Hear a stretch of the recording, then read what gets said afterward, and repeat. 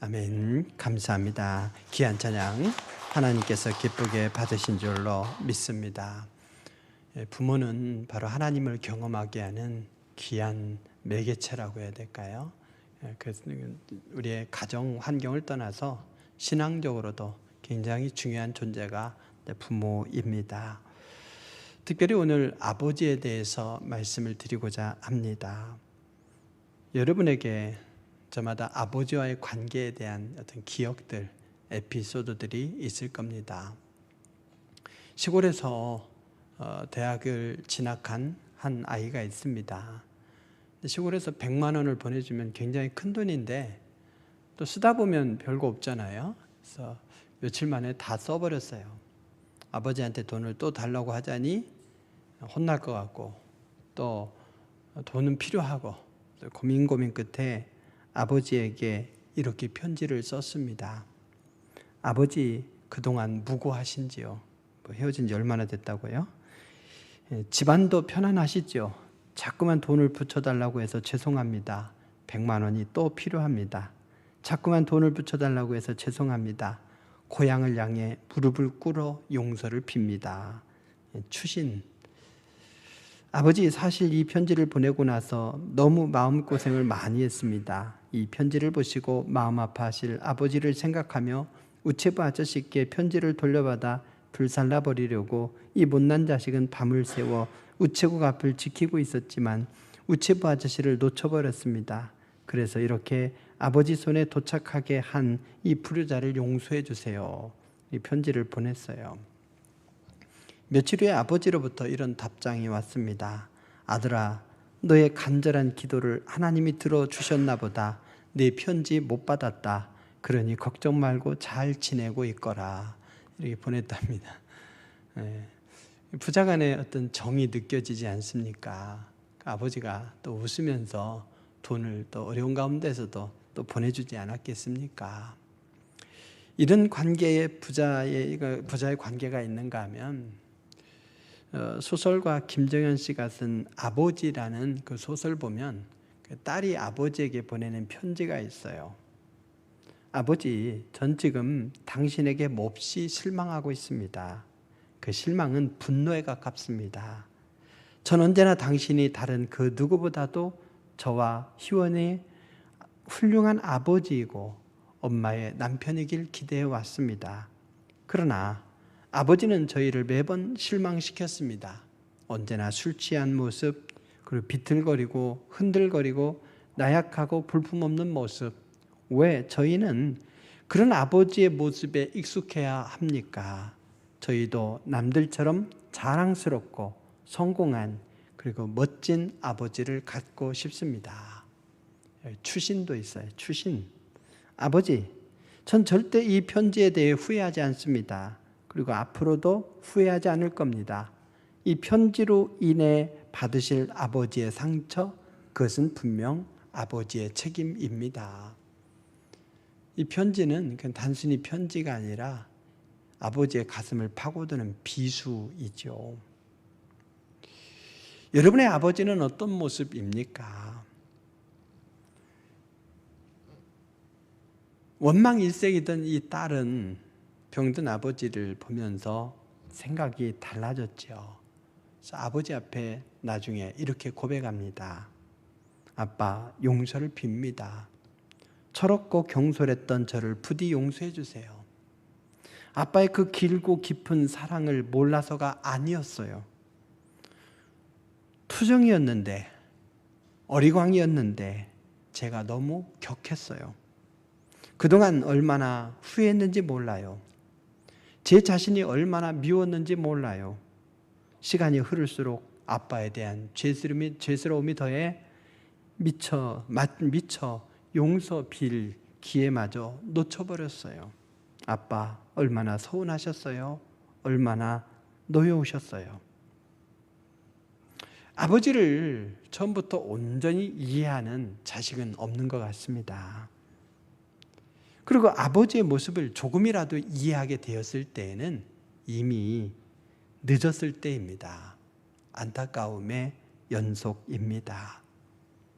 어떤 사람은 아버지에 대해서 이제 깊은 이해를 가지고 이렇게 표현했습니다. 아버지란 기분 좋을 때 헛기침을 하고 겁이 날 때 너털웃음을 웃는 사람이다. 아버지란 자기가 기대한 만큼 아들, 딸의 학교 성적이 좋지 않을 때에 괜찮아 괜찮아 하면서도 속으로는 몹시 화가 나는 사람이다. 아버지의 마음은 먹칠을 한 유리로 되어 있다. 그래서 잘 깨지기도 하면서 속은 잘 보이지 않는다. 아버지란 울 장소가 없어서 슬픈 사람이다. 아버지가 아침 식탁에서 성급하게 일어나서 나가는 장소는 즐거운 일만이 기다리는 장소는 아니다.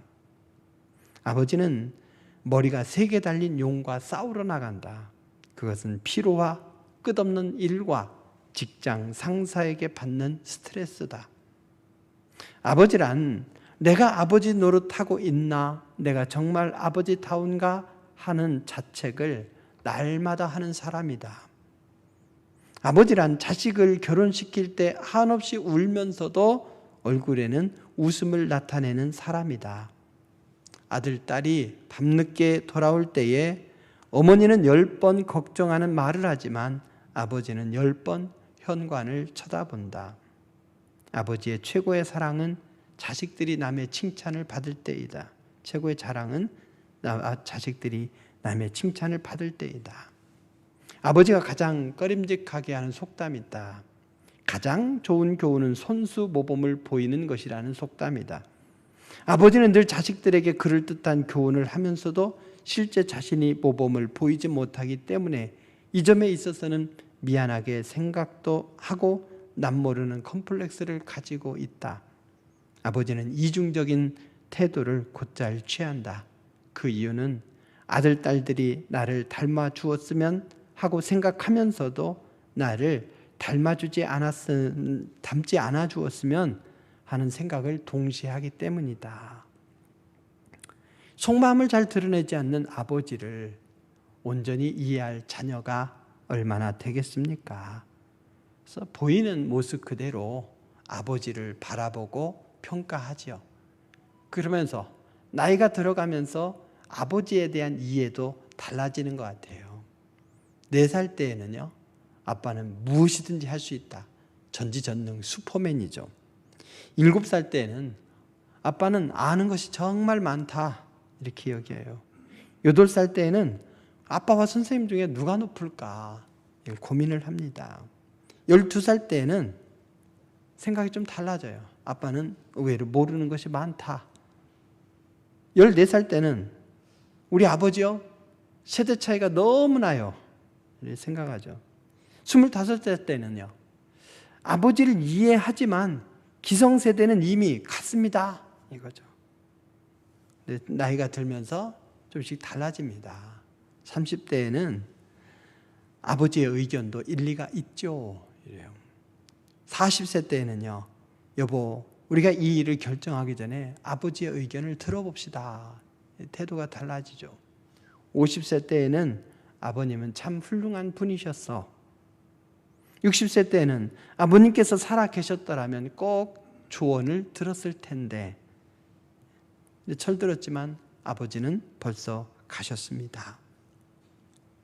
오늘날 아버지의 위치와 역할이 많이 흔들리고 있습니다. 그래서 젊은이들이 살기도 힘들다고 하지만 아버지로 살기도 힘든 때입니다. 전통적인 아버지의 모습과 오늘 요구되는 아버지의 모습이 다르기 때문입니다. 예전에는 경제적으로 너무 어려운 때이니까 아버지가 수단과 방법을 가리지 않고 나가서 힘써서 온몸을 바쳐서 돈을 벌어와서 자식들 학원 보내고 또 진학시키고 책임지면 되었습니다. 근데 그렇게 한평생을 살아왔는데 은퇴한 후에 가정으로 돌아오니 아버지의 자리, 남편의 자리가 없는 거죠. 그리고 원망이 돌아옵니다. 그래서 혼란스럽죠. 경제적인 능력 외에 더 많은 것을 요구하는 시대로 변화됐기 때문입니다. 가족의 생계를 담당하는 아버지의 역할은 여전히 중요해요. 그래서 꼭 감당해야 됩니다. 근데 거기에 더해서 덧붙여지는 것들이 있죠. 이전에는 아버지라는 존재 자체로 절대적인 권위가 부여되었지만 요즘은 가족들에게 하는 것 봐서예요. 상대 평가를 합니다. 과거에는 남편 혼자 벌어서 가족 전체의 생계를 책임지는 것이 가능했어요. 차 있는 사람도 몇 명 없고 휴대전화도 없고 먹을 것만 책임지면 되는 정도였으니까. 근데 오늘날은 자식을 낳는 순간부터 장가 보낼 때, 장가 보내면 아들은 또 집까지 해줘야 되죠. 이러면서 감당해야 될 일들이 참 많습니다. 경제적으로도요. 그래서 홀로 감당할 수가 없고, 그래서 남편 혼자 벌어서 가족을 살릴 수가 없는 경제 구조이고 부부가 함께 일해야 되는 시대인 거죠. 더욱이 여성들의 역할의 이제 확대라고 하는 이런 사회적 분위기가 겹쳐져서 여성이 가족의 이 생계를 분담하게 돼요. 그럼 상대적으로 남편은 가정에서 가정 살림과 또 자녀 양육의 그런 상황들을 분담해야 되는 거죠. 근데 그게 익숙치 않은 거예요. 남성들의 이 자긍심이 약화된 그 자리에 새로운 역할에 대한 부담감이 커지면서 이 남성들의 갈등이 커지고 있어요. 결국 대중매체를 보면 또 남성들에게 압박을 주죠. TV를 보십시오. 자녀와 함께 나오는 아버지의 모습을 보십시오. 자상하고 사려 깊어요. 요리도 참 잘해요. 자녀 양육에 적극 참여합니다. 그런 아빠의 모습, 남편의 모습을 보다가 눈을 돌려서 옆에 있는 남편을 보십시오. 그럼 얼굴이 아니라 배부터 보이겠죠? 그 아버지의 모습을 보면, 남편의 모습을 보면 실망스럽지 않습니까? 오히려 남편의 존재를 애물단지로 여기는 거예요. 그래서 어떤 아내는 남편에 대해서 이렇게 얘기하는 거예요. 집에 두고 나오면 근심덩어리. 혼자 있는 것도 좀 근심이 되는 거죠. 같이 데리고 나오면 어떻게 돼요? 짐덩어리. 혼자 내보내면 걱정덩어리. 마주 앉으면 왼수덩어리. 뭐 이렇대요. 정말 그렇습니까? TV에 나오는 이상적인 아버지의 모습에 속지 마십시오. 현실의 남편과 아버지는 다를 수밖에 없습니다. 남성 본인도 이상적인 모습과 비교하면서 스스로 스트레스 받고 컴플렉스에 빠질 필요가 없습니다. 그렇다고 나는 나니까 내 마음대로 산다 이럴 건 아니고 아름다운 가정의 모습을 만들기 위해 최선을 다하고 스스로의 변화를 도모해야 되겠죠. 가족도 아버지와 이 남편의 있는 모습 그대로 수용하면서 거기에서부터 아름다운 가정을 세우도록 노력해야 됩니다. 주님도 우리를 있는 모습 그대로 존중해주고 우리의 죄를 용서하시고 하나님의 자녀 삼으시지 않았습니까? 결혼을 회피하는 문화, 그리고 결혼은 하되 아이는 낳지 않는 문화, 그리고 결혼과 남편은 거부하고 정자를 기증받아 아이를 낳아 키우는 비혼모가 되는 문화, 가정에서의 아버지에 대한 기대와 역할의 변화 등으로 인해서 남자가 아버지로 남편으로 살아내기 힘든 세상입니다. 그래도 아버지는 하나님을 이해하고 하나님의 사랑을 경험하게 하고 하나님을 공경하게 하는 소중한 존재입니다. 비록 세상은 살아내기 힘들지라도 아름답게 살아내기 위해서 노력하는 아버지 여러분 되시기 바랍니다. 아버지가 든든하게 서야 바른 신앙이 될 수 있기 때문입니다. 본문에 나타난 노아의 모습은 어떻습니까? 늙고 힘없고 가족의 부담이 되는 초라한 아버지의 모습을 보게 됩니다. 아들에게 저주까지 퍼붓는 판단력을 상실한 아버지의 모습을 보게 됩니다. 함이 아버지에게 잘못한 건 맞지만 그렇다고 해서 저주까지 퍼부어도 되는가 하는 데 있어서는 참 회의감을 느끼게 됩니다. 본래 노아는 이런 사람이 아니었습니다. 성경에 보면 땅에 죄악이 가득해서 하나님께서 사람을 만드셨음을 후회하시고 인류를 심판하시려고 그러죠. 그런 와중에도 노아는 당대의 의인이요 완전한 자요 하나님과 동행하는 사람이었습니다. 얼마나 멋집니까? 하나님의 명령에 순종해서 좌고우면하지 않고 무려 120년 동안 묵묵히 배를 만든 사람이에요. 그 순종의 결과로 다른 짐승들로 살렸지만 온 인류가 멸망하는 가운데 가족을 살려내지 않았습니까? 가족을 살려낸 사람이에요. 영웅 아닙니까? 히브리서 기자는 노아를 이렇게 평가했습니다. 믿음으로 노아는 아직 보이지 않는 일에 경고하심을 받아 경외함으로 방주를 준비하여 그 집을 구원하였으니 이로 말미암아 세상을 정죄하고 믿음을 따르는 의의 상속자가 되었느니라. 묵묵히 120년의 수고와 순종으로 그 가족을 구원하였어요. 참 든든한 가장의 모습 아니겠습니까? 홍수 심판 후에 물이 점점 빠지면서 이 방주가 아라랏산에 걸렸습니다. 물이 더 빠지자 농사도 지을 수 있는 상태가 되었습니다. 그래서 방주에서 나왔어요. 나오자마자 하나님 앞에 제단을 쌓고 정결한 짐승과 또 모든 정결한 새 중에서 취해서 번제를 하나님 앞에 드리지요.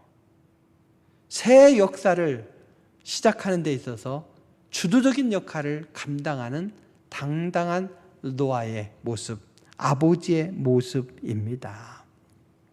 그런데 이 노아가 달라졌어요. 아라랏산 기슭에 포도나무를 심고 농사를 시작했어요. 척박해진 그 땅, 홍수가 쓸고 간 그 땅에 농사가 쉽겠습니까? 어렵게 농사를 지었고 수확의 기쁨을 누리게 되었고 수확한 열매로 포도주를 만들었어요. 그 포도주가 얼마나 맛있겠습니까? 한산의 소국주라고 있어요. 마시다 보면 그냥 꿀떡꿀떡 넘어간대요. 그 다음에 못 일어난대요. 그냥 자기도 모르게 취해 있는 거죠. 그래서 소위 그 지역 사람들 말로는 안진뱅이 주다 이런 얘기를 해요. 너무 맛있어서 마시다 보면 취한 줄 모르고 마시고 나중에는 못 일어나는데 노아가 그 지경이 되었습니다. 그래서 홍수 후에 모든 것이 첫 번째죠. 첫 번째. 그래서 홍수 후에 첫 번째로 농사 지은 사람, 그리고 홍수 후에 첫사람, 그리고 홍수 후에 첫 번째로 취한 사람 된 거예요. 사람이 술을 마실 수 있죠. 또 유럽에 물이 안 좋으니까 유대인들을 비롯해서 유럽인들은 보면 포도주를 물로 희석시켜서 그래서 포도주를 음료수 같이 마십니다. 성경에도 술 마시는 부분에 긍정적인 면도 이야기해요. 사도 바울도 디모데에게 권고하죠. 포도주로 위를 다스리라고요. 약으로 쓰라는 얘기입니다. 문제는 뭐겠어요? 포도주를 마셨다가 아니라 취했다는 거죠. 그래서 취한 정도가 아니라 옷을 다 벗어던질 정도였어요. 술에 취해서 추태까지 부립니다. 그리고 아들에게 저주까지 퍼부어요. 잘못은 자기가 하고 아들에게 저주를 퍼부어요. 이전에 가족의 믿음을 지켜내고 인류가 멸망하는 가운데서도 가족을 살려낸 이 멋진 아버지의 모습, 남편의 모습을 찾아볼 수가 없습니다. 다른 사람이라면 몰라도 노아가 이런 모습에 우리는 충격을 받을 수밖에 없습니다. 하지만 노아에게 실망하지 마십시오. 이것이 우리의 일상적인 모습입니다. 우리 아버지는 슈퍼맨이 아닙니다. 실수할 수도 있고 연약하기도 합니다. 점점 힘도 없어지고 판단력도 흐려집니다. 아니, 어떻게 아버지가, 어떻게 어머니가 이렇게 자식들의 입장에서는 그렇게 생각할 수 있을지 모르지만 성경은 그래, 아버지도 어머니도 그럴 수가 있어. 이렇게 우리를 가르칩니다. 노아에게도 실수가 있었다면 이 세상 어떤 어머니도 아버지도 완벽할 수가 없습니다. 그러니 현재 아버지의 모습에 실망하지 마십시오. 아버지의 모습에 실망한 이 지원이가 비수의 편지를 날린 것처럼 그렇게 아버지에게 비수를 꽂지 마시기 바랍니다. 금방 그것으로 후회할 일이 생기죠. 그러면 우리는 이 말씀에서 무엇을 봐야 되는가? 바로 아버지에게 주는 경고와 자식들에게 주는 경고를 동시에 볼 수 있어야 됩니다. 오늘 이 말씀은 분명히 노아를 변호하면서도 경고를 주는 거예요. 아버지가 무조건 용서를 받을 수 있는 것은 아닙니다. 경고를 되새겨서 우리는 노아의 실수를 반복해서는 아니 되죠. 노아의 실수는 청년의 정욕에 기인한 것이 아닙니다. 노아의 실수는 중년의 위기 혹은 딜레마에서 오는 실수가 아닙니다. 산전수전 공중전을 다 경험하고 하나님과의 관계가 온전하다고 여겨질 때에 그때에 나타난 실수였어요. 이만하면 됐다 싶을 때에 나타난 실수였습니다. 요즘 유행하는 두 단어가 있죠. 라떼라는 말과 꼰대라는 말이에요. 이 말은 직장 상사들이 신세대 직원들에게 자주 듣는 말이고 아버지가 자녀에게 듣는 말이기도 합니다. 저희 딸도 가끔 저에게 얘기하는 거예요.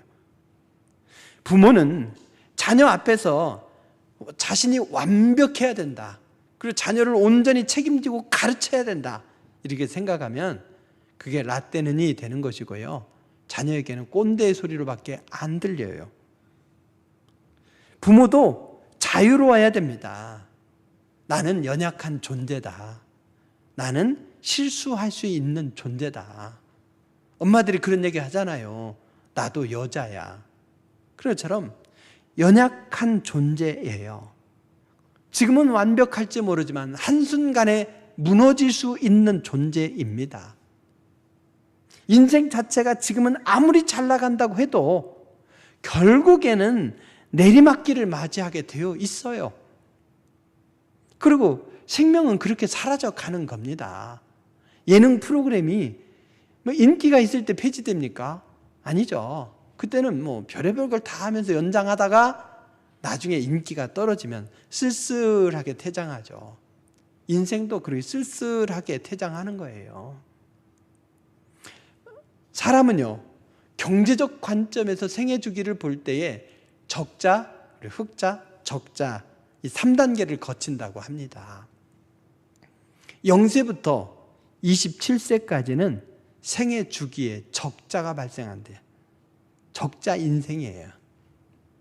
그래서 1인당 생애 주기 최대 적자를 보는 시기가 16세 때래요. 이때 한 해에 3,215만 원이 발생한답니다. 그리고 28세부터 흑자로 전환이 돼요. 물론 쓰고 사용하면서 소비하면서 살기 때문에 흑자의 규모가 크진 않지만 흑자가 돼요. 가장 인생의 흑자가 되는 때가 몇 살이냐? 45세 때래요.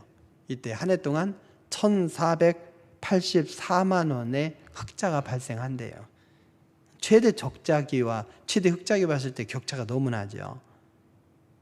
근데 59세부터는 1인당 생애 주기가 적자로 돌아선다는 거죠.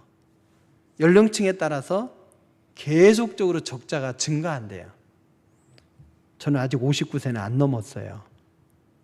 아마 59세 넘어가면 목회도 적자가 될 것 같아요. 적자. 그래서 이제 나중에 은퇴하는 거죠. 적자 안 나면은 100세까지 하죠. 그게 되겠습니까? 그래서 그런 주기를 스스로도 인정하고 주변 사람들도 인정해야 되는 거죠. 인생을 경제적 관점으로만 볼 수는 없죠. 60세가 넘으면 그래도 대다수 인생이 다 내리막길이다 인정해야 돼요. 예외적인 현상을 붙들고 살아서는 안 돼요. 그래서 국가적으로도 그걸 알기 때문에 65세 이상 어른들에게는 65세를 기점으로 해서 국가가 30가지 이상의 혜택을 준대요.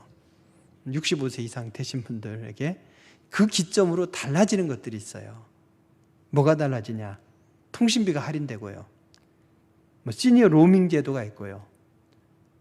65세부터 임플란트도 할인을 해줘요. 또 KTX도 할인해주고, 지하철, 도시철도가 공짜예요. 국내선 비행기도 할인해주고, 국내 여객선 할인해주고, 고궁, 능원, 또 국공립공원 무료, 경로 우대가 있고, 기초연금을 수령하게 되고, 30가지 이상의 많은 혜택이 65세를 기점으로 주어집니다. 65세 이상 어른들께서는 국가가 의외로 많은 것들을 제공하니까 그걸 잘 챙기세요. 그리고 어떻게 해야 돼요? 그걸 잘 누리셔야 돼요. 노인들에게 주는 혜택만 누려도, 그것을 챙겨도 행복한 노후가 될 수 있습니다.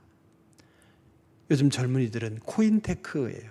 그래서 코인 복사 하려다가 코인 삭제당한다고 하죠. 기혼자는 집테크, LH 직원은 땅테크 한다면, 우리 노인들은 노인들에게 주어지는 혜택, 이 노테크만 잘해도 행복하고 건강한 노후가 될 것입니다.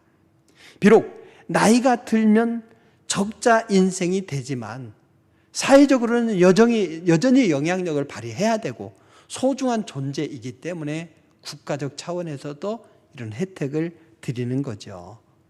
우리 교회에서도 70세 이상의 어른들께 선물을 준비해 드립니다. 물론 청년부에서는 부모님들 모두에게 드리지만, 교회에서는 70세 이상 어른들에게 선물을 따로 준비했습니다.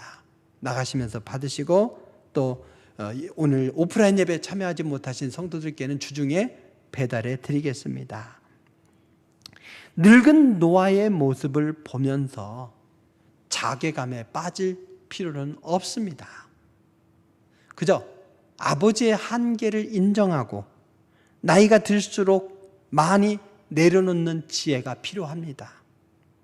나이가 들수록 노년이 아름답기를 기도해야 합니다. 한때 많은 것을 성취했을지라도 넘어지고 무너지는 것은 한순간이라는 생각으로 늘 깨어 있으면 되는 거지요. 또 정치나 판단력에 있어서 좌로나 우로나 치우치지 마십시오. 좀 어른들이 어느 한쪽에 서서 극단으로 주장하는 모습은 아름답지 못합니다. 오히려 젊은 세대들을 격려하시기 바랍니다. 노욕을 경계하고 절제하시기 바랍니다. 생애 주기에 따라서 필연적으로 살면 살수록 적자 인생이란 사실을 인정하면서 아름다운 노년이 되기를 기도하고 노력하시기 바랍니다. 노아가 주는 이 경고를 잘 새기는 지혜로운 아버지, 어머니가 되시길 바랍니다. 오늘 이 말씀은 자녀들에게도 경고를 줍니다. 18절에 보면 세 아들을 소개하죠. 방주에서 나온 노아의 아들들은 셈과 함과 야벳이며 함은 가나안의 아버지라.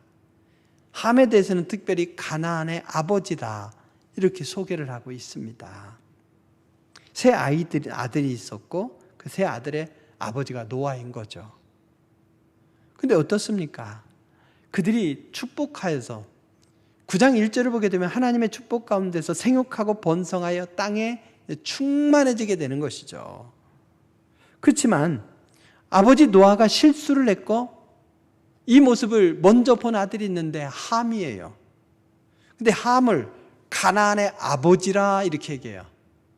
노아가 아버지지만 함도 아버지라는 것. 아버지 대 아버지예요. 그러나 노아와 함의 관계는 또 아버지와 자녀의 관계도 되죠. 그런데 함이 어떻게 했습니까? 아버지의 모습을 보고 형제에게 알렸다 이렇게 얘기해요. 굉장히 자연스러운 것 같지만 보고 알렸다, 보다라는 말과 알렸다라는 말, 이것이 문제가 됩니다. 그냥 단순히 봤다는 얘기가 아니라 그 상태를 추한 그 모습을 눈여겨서 또라지게 봤다는 뜻이에요.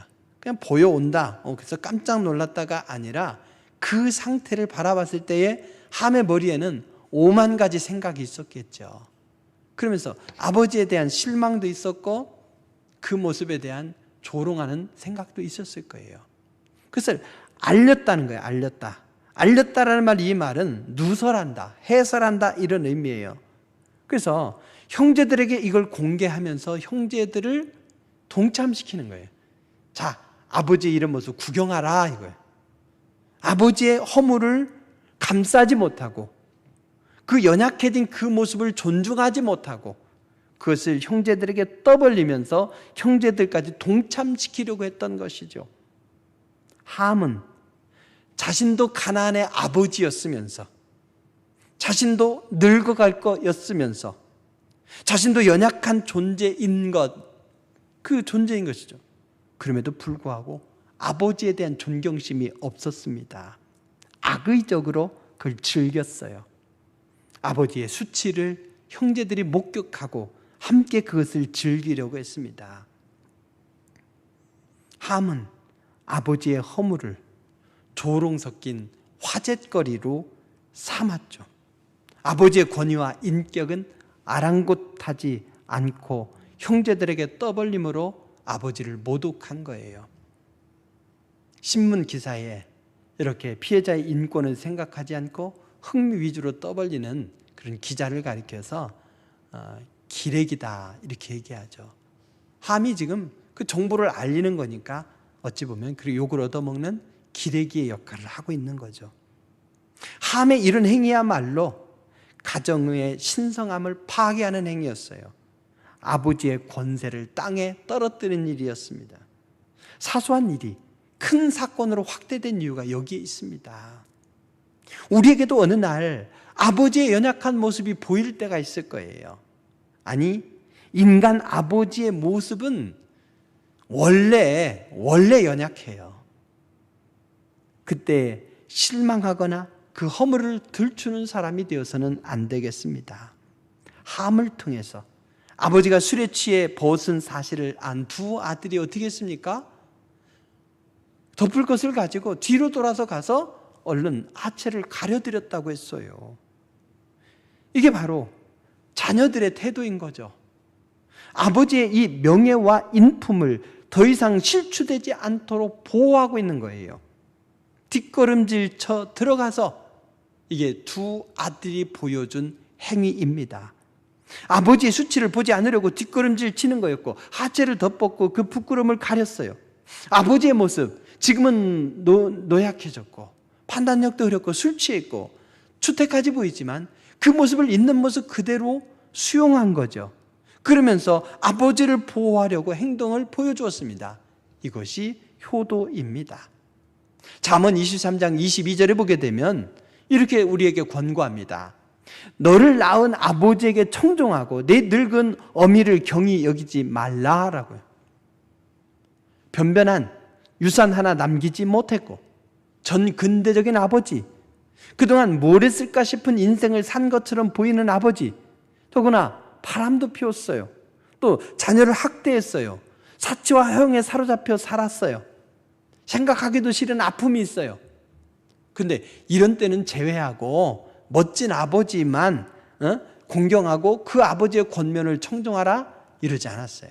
아무 전제 조건이 없습니다. 그저 아버지란 존재 자체로 그 아버지에게 청종하라 이거예요. 어머니를 또 별도로 얘기하죠. 늙은 어미를 경히 여기지 말라. 이 얘기는 뭐겠습니까? 늙었어요. 거기에다가 병까지 걸렸어요. 행동이 자유롭지 못합니다. 신체적으로 정신적으로 건강하지 못한 어머니를 할지라도 그 어머니를 경히 여기지 말고 존중하라 이런 말이에요. 그래서 어떤 사람은 이렇게 얘기했죠. 부모는 그 나이를 사신 것만으로도 충분히 존경받을 가치가 있다고 말입니다. 사랑하는 성도 여러분, 어릴 때 보았던 그 슈퍼맨만 아버지의 모습이 아닙니다. 늙고 힘없고 실수까지 하는 연약한 아버지도 아버지입니다. 자신의 잘못은 생각하지 않고 아들이 잘못했다고 아들에게 저주까지 퍼붓는 그 아버지도 아버지입니다. 하지만 자녀는 이런 연약한 아버지의 모습을 그대로 수용해야 되는 것이죠. 이것이 하나님이 우리에게 주시는 경고이자 우리에게 기대하시는 모습입니다. 아버지의 실수를 들춰내고 은근히 즐기고 형제들에게까지 떠벌린 함은 어떻게 되었습니까? 노아가 술이 깨어 둘째가 한 일을 알게 되었을 때에 형제의 종이 될 것이라고 했습니다. 반면에 셈에게는 영적인 축복을, 아벳에게는 물질적인 축복을 약속하였습니다. 오늘 이 땅 아버지로 살아내기 참 힘든 시대입니다. 아버지의 역할이 많이 변하고 아버지는 변화의 시류에 적응하지 못해 고통 속에 살고 있습니다. 아버지는 어떻게 살아야 되겠습니까?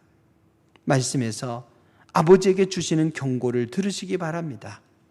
인생에는 적자의 시기도 있고 흑자의 시기도 있다는 것을 인정하십시오. 연약한 존재임을 인정하십시오. 거기서부터 시작해서 섰다면 넘어질까 조심하십시오. 어차피 시간이 흐를수록 우리는 적자 인생을 살 수밖에 없지만 그럼에도 불구하고 한때는 흑자 인생을 살았다는 그 기억을 전제로 해서 적자 인생의 시간을 멋지고 아름답게 늙어가는 모습을 보여주시길 바랍니다. 바로 아버지는 하나님을 경험하게 하는 존재이기 때문입니다. 자녀는 어떻게 살아야 되겠습니까? 연약한 아버지를 무시하고 하나님을 사랑한다 할 수 없습니다. 연약한 아버지를 있는 모습 그대로 인정하고 수용하시기 바랍니다. 존경하시기 바랍니다. 아버지의 허물을 들추고 즐기고 원망하는 함과 같은 자녀가 아니라 아버지의 연약함과 허물을 덮어줄 줄 아는 셈과 야벳으로 사시기 바랍니다. 육신의 부모의 그러한 모습을 인정할 때 그가 하나님을 경외할 줄로 믿습니다. 그가 효자요 셈과 야벳에게 임한 놀라운 축복을 누리는 주인공이 될 줄 믿습니다. 기도하시겠습니다. 귀하신 아버지 하나님, 모든 것이 급변하되 가정의 환경, 아버지의 역할도 급변하는 이 시대에 적응하지 못해서 고통 속에 살아가는 연약한 아버지들이 참 많이 있습니다. 거기에 나이까지 더해져서 연약한 그 모습, 아버지 하나님이시여 당사자가 먼저 그 모습을 인정하게 하시고 받아들이게 하시고 아름다운 삶을 위해서 하나님 앞에서 노력하는 아버지 되기를 원합나이다. 자녀들 또한 있는 모습 그대로 존중하고 인정하면서 그곳에서 하나님을 향한 아름다운 신앙에까지 이어질 수 있도록 도와주시옵소서. 예수님의 이름으로 기도드립니다. 아멘.